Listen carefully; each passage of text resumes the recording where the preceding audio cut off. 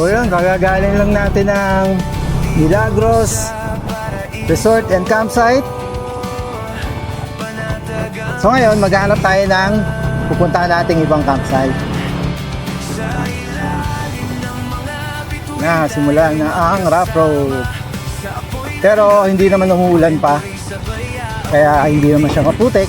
Luklukan. Nandito pa lang luklukan. Next time na yan. Kahapon mas mahirap dumaan dito kasi medyo maputik. Pero ngayon, medyo okay naman. Okay. Walang pa dito ang Camp Niño.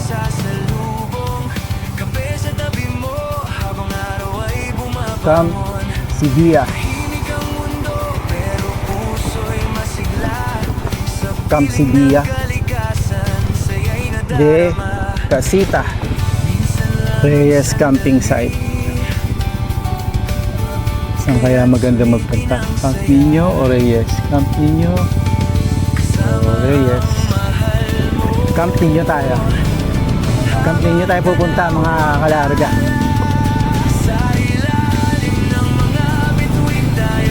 Inquiry inside daw eh. Tayo ng tao.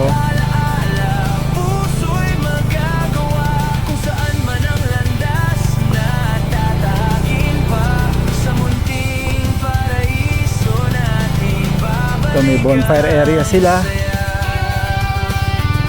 Cabin, may mga cabin. Pero maghahanap tayo ng pagtatanungan. Ilang tao.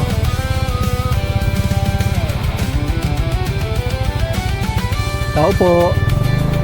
Ilang tao. Mukhang ayaw tayong papuntahin pag-camping ngayon ah. Ilang tao eh.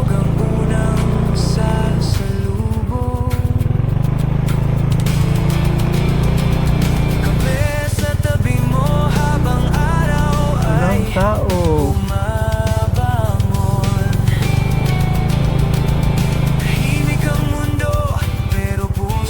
Para makapag-tent pitch tayo kasi baka abutin tayo ng ulan.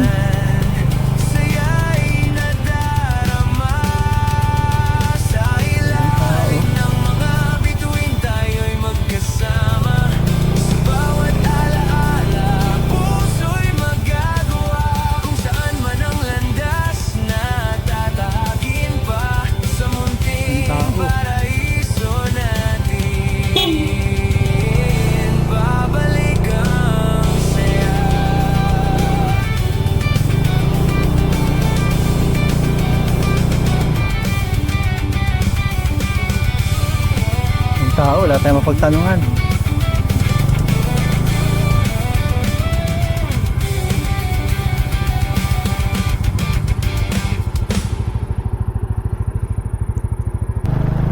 Lipat tayo, lipat.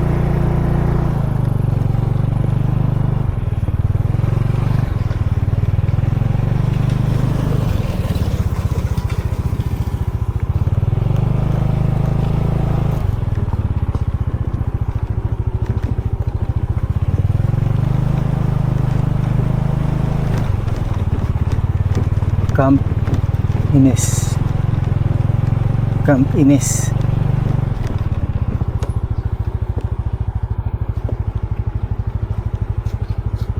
Okay kaya dito Camp Ines. Kuya, pwede walk in?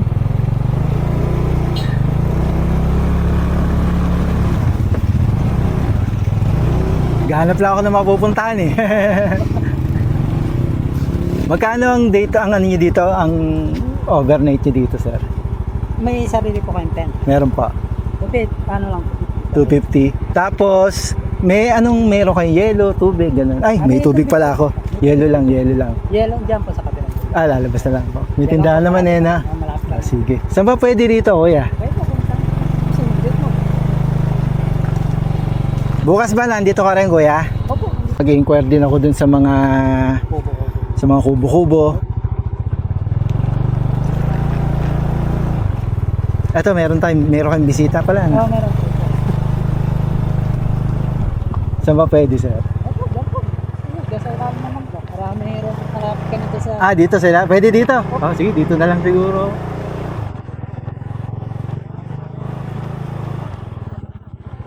Banda ron kaya, kuya? Pwede doon? Oh, yun doon sa may... Doon na lang, parang mas maliwanag dyan eh.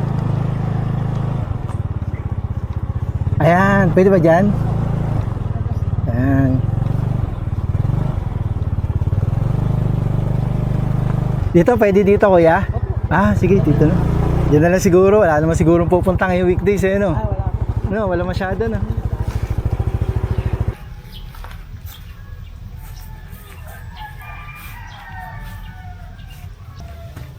Ito pa rin dala natin. One bag camping pa rin tayo. So, hindi ko pa rin kasama si Sweetheart kasi nga galing ako sa kabilang campsite. So, nakausap ko si Sir Bobby, si Kuya Bobby. So, siya yung nag-aasikaso dito at saka yung anak niya. So, siguro, magsiset up lang ako ng tent.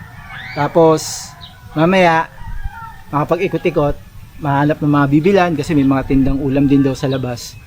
Makahanap ng yelo at mga iba pang pangangailangan natin. Dahil walang tao dun sa camp ninyo kanina, nung nagpunta ako, eh dito ako napunta sa Campines. Parang happiness, di ba? Yun, mamaya ulit. Ayos. Peace.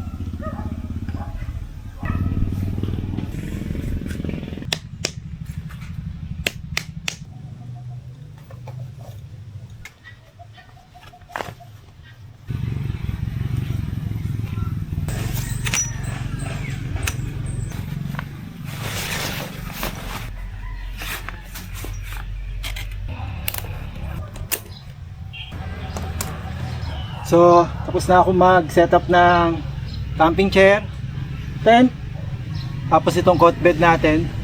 So, para sa cot bed, baka hindi ko muna siya lagyan ng paa para mababa.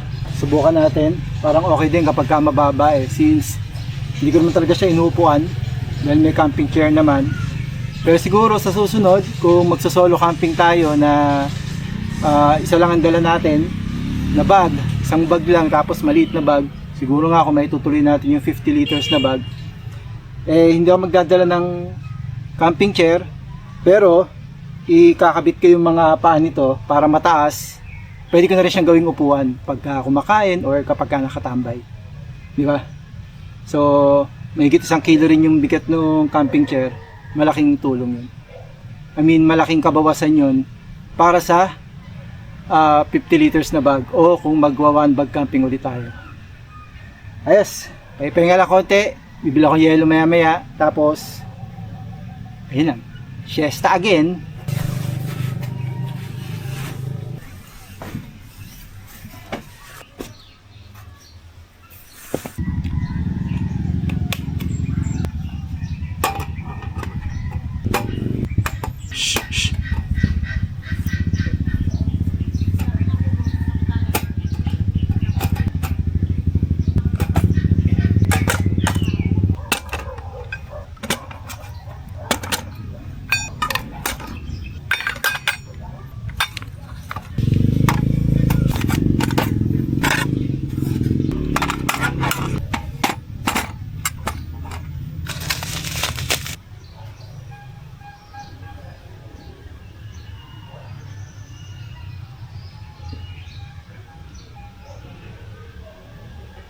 Nandito tayo ngayon sa Camp Ines. Yan, Camp Ines. So, hindi pa siya ganun kaingay online kasi nung pagdating ko dito, nag-search ako kung ano ba yung mga masasabi ng mga kapatid nating campers at vloggers dito sa Camp Ines. Pero napansin ko na sobrang limited pa yung information niya or information tungkol sa Camp Ines online. So, medyo tahimik pa siya. Kasi maraming campsite na madalas natin nakikita sa mga vlog. Maraming campsite na halos lahat ng campers ay gustong dun pumunta. May river crossing, merong walang river crossing. Pero titignan natin kung bakit tahimik tong Camp Ines. Kasi ito yung huling campsite na madadaanan mo bago ka tumawid ng ilog papunta rin sa mga ibang campsite dun sa kabila. Kaya titignan natin kung bakit hindi pa maingay itong lugar na to at ba't hindi pa siya napag-uusapan. At titignan natin kung deserve ba niya mapag-usapan na or panahon na para mapag-usapan at mabisita ng mga kapatid nating campers itong Camp Ines. Kaya samahan nyo ako, tuklasin natin yan. Tignan natin yung mga bagay-bagay na pwede natin gawin dito at aalamin natin yung mga impormasyon tungkol dito sa mga kabana, dito sa kabana, dito sa mga rooms na po pwede nating i-rent kung sakasakaling wala tayong dalang tent. So, yun, may ulit. Ayos. Sir, dun sa mga kubo, di ba may 4 na kubo? Magkakasin laki ba yun? Pare-pares po. Magkano ang day tour dun? Or per night ba? Per night po. Yung kubo po natin, bali 1,000 po ang tapos yung per head, 2 tao pong 250 per head. Pag may additional. Pero pagka wala naman, 1,000, sila na yung dalawa. Hindi po, kasama po yung entrance po, 250 per head. Bali, lumalabas 1.5 po. Lumalabas na 1.5. Okay. Kasi halimbawa, mag-tent pitching sila, gusto nilang pumunta ron. So, nakapag-entrance na sila, yun na lang kubo ang 1,000. Oo, ganun po.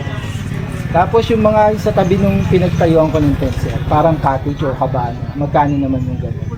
Bali po yung mga kubo po natin dyan, 500. 500. Kahit ano dun sa tatlong nandun, yung maliit, di ba may kubo na mukhang kubo talaga doon. Doon sa may Tapos gilid doon. yung sa gilid ko, meron din dalawa. 500 po. 500 yun. Hindi po, kubo po, 500. Bawat kubo 500. Tapos plus entrance pa yon. Bukod po yung entrance 250, tapos yung kubo, 500. 500. Okay. Eh yung nandun sa dulong-dulo sir, Doon parang sa stage ba yun? Yung may, parang meron ding bar nakita ko. pavilion po yun. Pavilion. Magkano naman sa pavilion? Pagka may mga okasyon, halimbawa po, meron po kayong birthday, maramihan kayo, Oo. bali po ang po itong entrance po, package na 25,000. 25,000. Yun, package naman yun. Okay. Meron na po yung swimming pool natin, yung CR. Tapos yung common kitchen, yung picture mo. Yung pool lutuan. Yan. Yun na po yun. Yun na yun, yun na yung common para sa lahat ng ano. Para sa Bagay, kung magka-camping naman, malamang may dalang kalan meron naman po kasi kanya-kanya naman po bihira yung beauty naman. Oo, bihira naman ang wala Meron naman pong mga iyawan po sa natin dyan. Available naman po yung mga iyawan natin. Ito bang, ano ba to? Camp Ines? Okay. Camp Ines. Camp Ines. Camp Ines. Yun po yung logo natin. Ala ko Camp Ines parang happiness, di ba? Ines po. Ines. Camp Bali, Ines. yung pong kinuha na apelyido ng may Ines po. Ines ang apelyido. Ito ba matagal na, sir? Matagal na po ito. Kasi nung nag-search ako sa parang kukunti pa lang yung mga video na napanood ko. Opo, bali yung iba po, parang hindi naman po na talaga totally na kinukuhaan nila. Sanay na sila. Gusto lang nilang mag-camping talaga. Oo, kasi sanay na sila kabisado na nila yung campsite na. Kaya yung iba nagbo-booking pa, yung iba dinidiretso mo. Kasi pwede na mag-walk-in, Walk-in naman. Oo. So ito naman yung common CR nila. Silipin natin.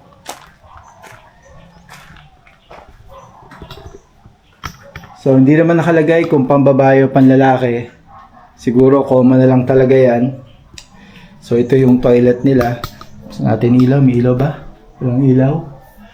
Tingin ko may sensor yan kung sa magbubukas mamaya yan. Kapag ka may pumasok. Kung wala man, okay lang din. Malinis naman siya. Dala na lang tayo ng sarili nating ilaw. Yan.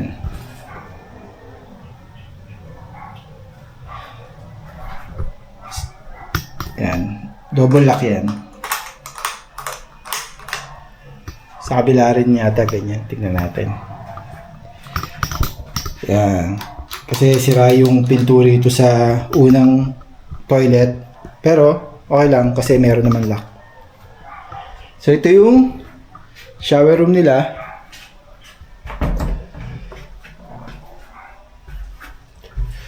Buksan natin.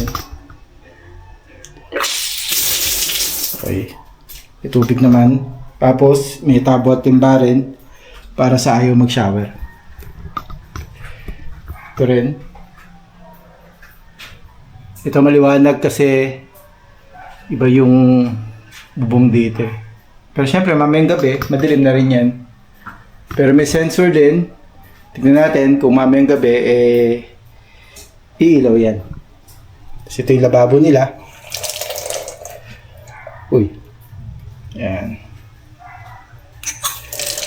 Dalawa yan.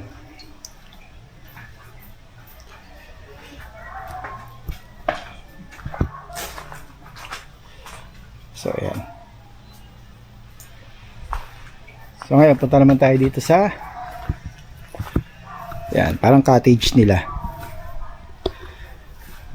Oh!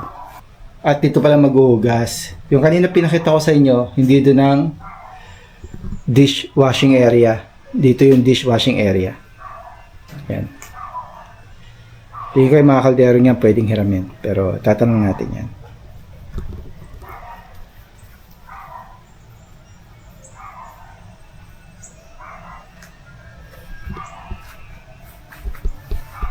So ito yung sample ng kubo nila. Tapos ito yung pisonet nila. Yan, marami naman silang tinda rito.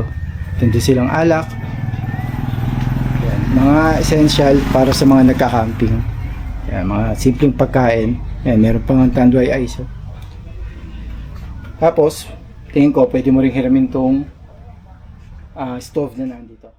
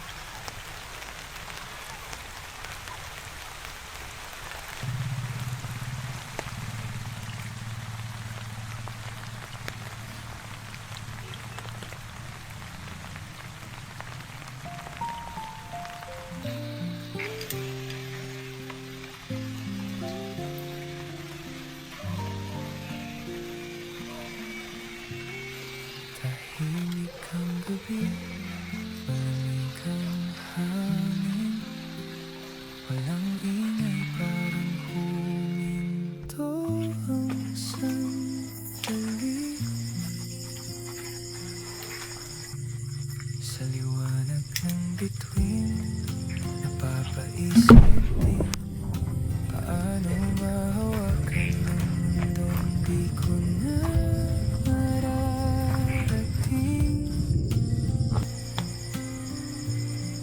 Sa bawat tingala may kwento ang tala, na kahit sandali nawawala ang kaba.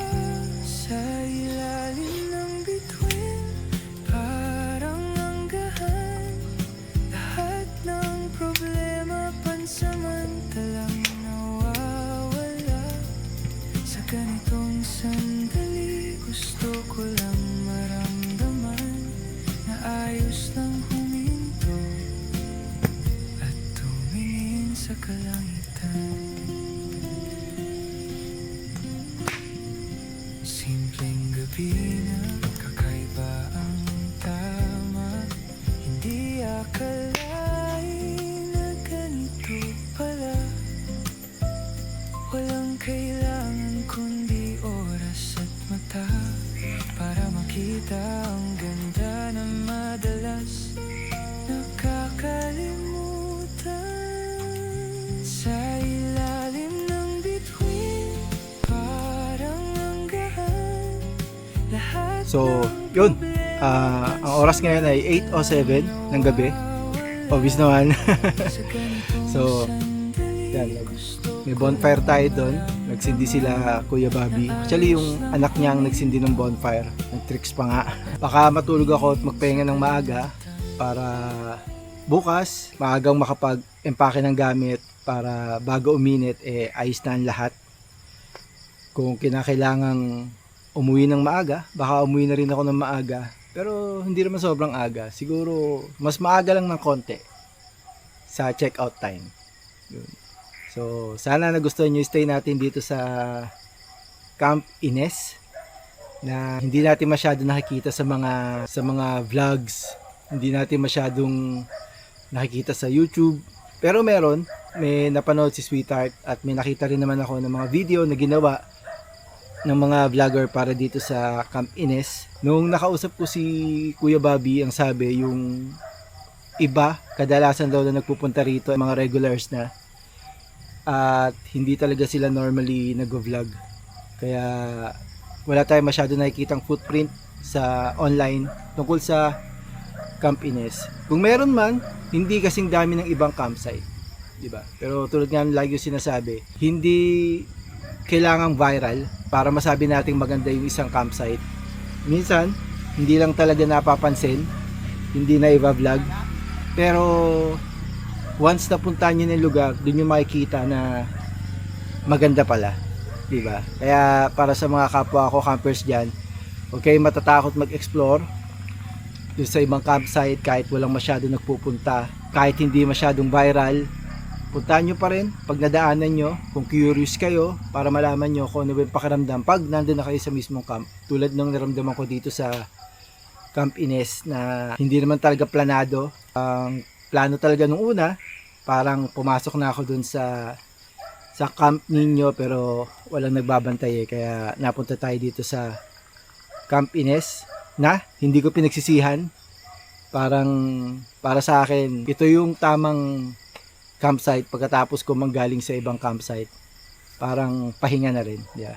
So, yun. Bukas ulit. Kita-kits tayo. Baka magising din ako ng maaga. Kasi nga maaga ako matutulog ngayon at magpapahinga. Kaya sana nag-enjoy kayo. Namimiss ko na si Sweetheart at si Pixie. Hindi ko sila kasama. So, ayos lang naman. Nagkausap naman kami kanina.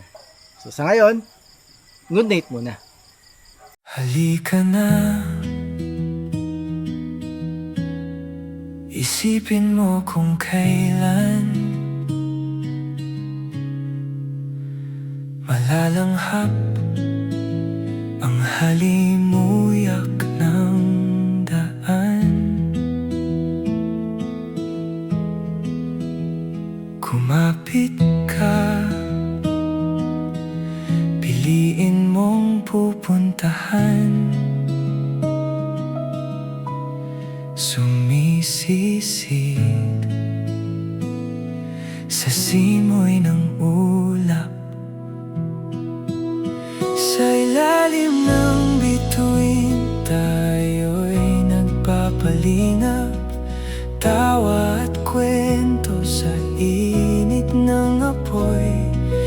bawat sandali na kasama kita, parang ayaw ko nang matapos ang gabi.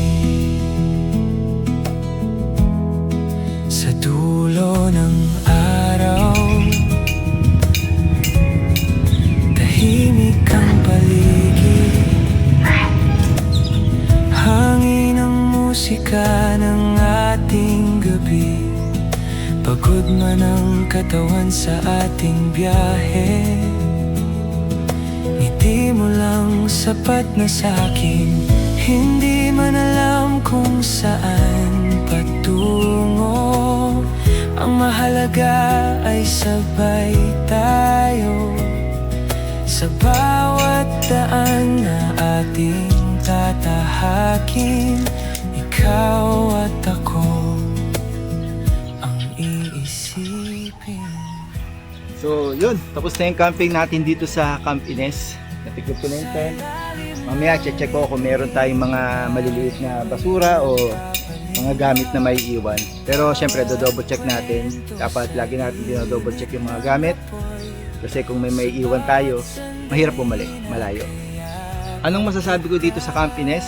So kahit hindi siya maingay online o hindi pa siya viral at wala pang masyadong nagwa-vlog tungkol sa mga bisita nila sa Camp Ines, masasabi ko na sulit yung pagpunta ko dito ngayon. Ang stay nga pala dito para sa overnight, kung magte-tent pitching kayo, libre. Di ba? Libre yung tent pitching. Magbabayad lang kayo ng entrance fee na 250 pesos, which is standard entrance fee. Kasi kung gagamit din kayo ng mga kabana, ng mga kubo nila rito, ito, itong bahay na to, tsaka yung mga parang tipi house, magbabayad pa rin naman kayo ng 250 pesos plus yung rent nyo dun sa mga pwede yung pag-stayan. Since camping tayo, masasabi ko na sulit ito. Mas sulit na sulit ito para sa mga nagka-camping kasi ang babayaran nyo is yung entrance fee lang na 250 pesos. So paano? Tulad na lagi ko sinasabi, kapag may pagkakataon kang lumarga, larga lang ng larga. Tsaka bisitahin nyo itong Camp Ines. Malapit lang to dun sa pagtawid ng ilog. So kung madadaanan nyo to, bago siguro kayo tumawid ng ilog, silipin nyo muna yung lugar para pwede nyo siyang puntahan sa susunod na camping adventure nyo. Ito na talaga. Peace! Tuloy lang, tuloy